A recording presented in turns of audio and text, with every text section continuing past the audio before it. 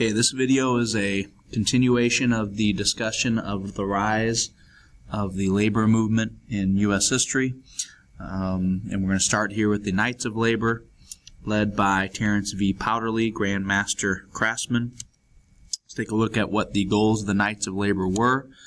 The Knights of Labor, like many labor unions, wanted bread and butter reforms. But in addition to the bread and butter reforms, which would be your typical 8-hour workday, an end to child labor, the increase in safety measures on factories, they also wanted permanent political reform. So you can see things on this slide such as worker-owned factories, the end of the national banking system. What they really pushed for was a revamping of the American economic system. And this is going to contribute to leading to their demise, lack of popularity, because they were seen as more of a extreme group or radical union. Another very important union during this time period is the American Federation of Labor, or the AFL. One of the leaders, Samuel Gompers. The AFL started as a cigar workers union, which was considered a skill at the time. So the AFL is a skilled labor union. And some of the things that they pushed for, skilled workers only, again, represented workers in national legislation, had a national strike fund, and this fund was designed to help supplement income that was lost for workers who were on strike. But the biggest thing for the AFL is the fact that they push for bread and butter reform, and bread and butter reform changes only. They did not want to see change in the political or economic system of the United States.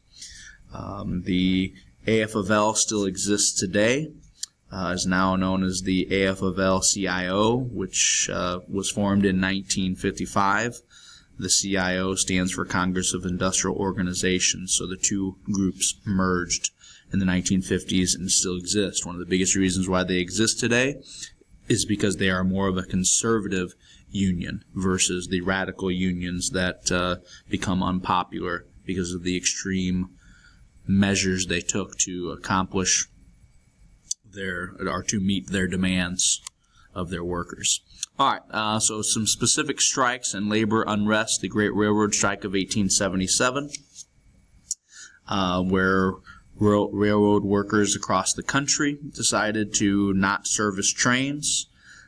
Protests across the country. You can see the different locations where the strike had major impacts. Some violence broke out. In some cases, violence got to the point to where they actually started setting trains on fire in an attempt to get their demands met.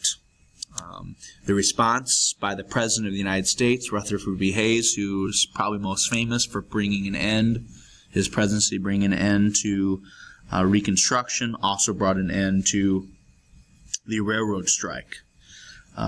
He basically used the military to bring an end to this strike, showing the pro-big business beliefs of the federal government and the presidency during this time. In the latter half of the 1800s, the presidents were very much pro-big business. This political cartoon represents the task of labor unions at the time, and the difficulty that they had in facing off against the large monopolies that existed and were allowed to exist due to the lack of regulations or following through on the Sherman Antitrust Act. Major event in labor relations in the latter half of the 1800s was an event that takes place in Chicago on the lakefront. The protesters were met by police resistance, and the police go to try to break up the crowd, and in doing so, a random person within the crowd threw a bomb into a group of police. 7 officers were killed and at least 4 civilians. And as a result, you see a wave of anti-union sentiment that increases across the country.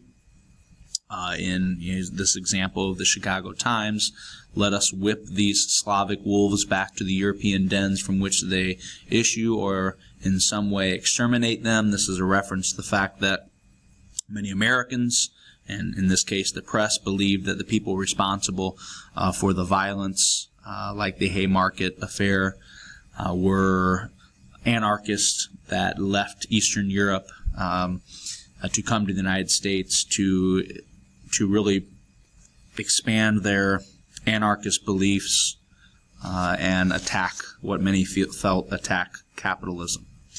Here's the picture of those who lost their lives in the Haymarket affair, or the Haymarket martyrs. Another major confrontation is the Homestead Steel Strike of 1892. The Homestead Steel mill was on the Monongahela River, not very far from Pittsburgh, Pennsylvania. It is a Carnegie company.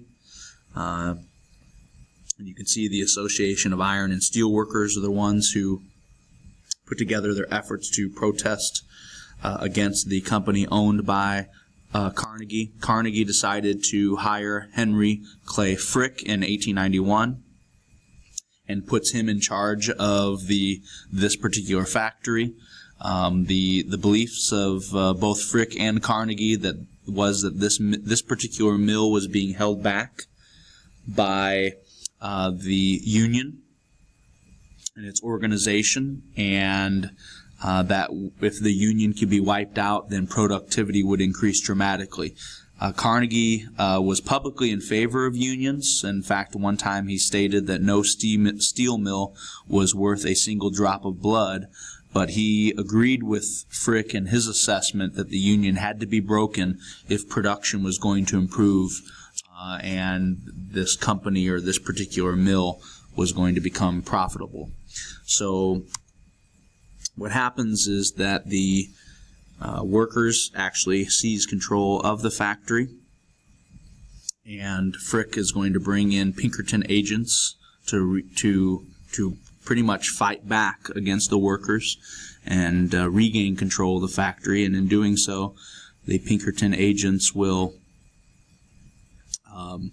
travel across the Monongahela River in barges, which they fired upon the factory. The factory workers fired upon them, and they actually used cannon. They set trains on fire and pushed them down the tracks towards the barges.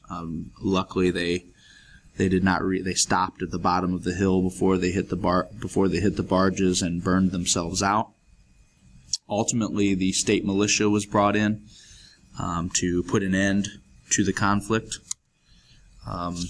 During the conflict, actually, there was an attempt made on Frick's life. Alexander Berkman, who was not even involved with the union or really even from the area, was from New York. He was an anarchist, and he, along with his, pretty much his girlfriend, Emma Goldman at the time, decided to plot to kill Frick, and he made his way into Frick's office, shot him through the neck, and stabbed him. But a man working in the office was able to tackle him and keep him from killing Frick. Frick, in fact, stood up, and as people were roughing up Berkman, he urged them, even though he had been shot through the neck, to go easy on the guy. And Berkman was sentenced to 14 years in prison, or sentenced to more than 14 years in prison, but only served 14 years. In 1919, was actually deported from the country. Andrew Carnegie showed regret. Here's a picture of Berkman and Goldman, two American anarchists who are both going to be deported, sent out of the country for espionage by the time we get to 1920. Here's Carnegie's words. And these words show his regret for the loss of life that took place and the violence surrounding one of his factories. Didn't help that Carnegie decided to leave Frick alone to deal with breaking the union, and spent much of the time when the strike and the violence was taking place out of the country in Scotland. Despite this, you can see the net profits of Carnegie's business, that he was still becoming more and more wealthy during this time. Another major strike in this era is the Pullman strike. And the Pullman company really primarily made passenger cars out of the Chicago area. You can see some of the images of the luxurious Pullman cars and the Pullman Porter here. But the Pullman workers in the factory were joined by many other railroad workers across the country, and that they decided that any car that was pulling a Pullman car would not be serviced. So the workers in a variety of unions united together, and this strike was really led by Eugene V. Debs, who was going to wind up becoming one of the most prominent socialists in American history. Violence broke out in many cities, and at least 30 strikers were killed. President Grover Cleveland is going to help bring an end to this strike, because he decides to put, he issues a government injunction and puts a postal car on every train that has a Pullman car on it, and if they decide not to handle the train, then they're breaking federal law, which is actually a really smart move. And you'll notice the quote here: "If it takes an entire army and Navy to deliver a postal card to Chicago, then it will be delivered." So a pretty smart move on the part of Grover Cleveland. Eugene V. Debs is going to wind up being one of the founders of the Wobblies, which we'll discuss here in just a second. He'll later be arrested. And in 1920, he actually runs for president from jail. In 21, his sentence is commuted by President Harding as time served. So again, Eugene V. Debs is one of the founding members of the Wobblies, or the industrial workers of the world, which is by far considered to be the most radical of all the unions, even more radical than the Knights of Labor. Another leading member was Big Bill Haywood of the IWW, or the Wobblies. And you can see that violence was justified to overthrow capitalism.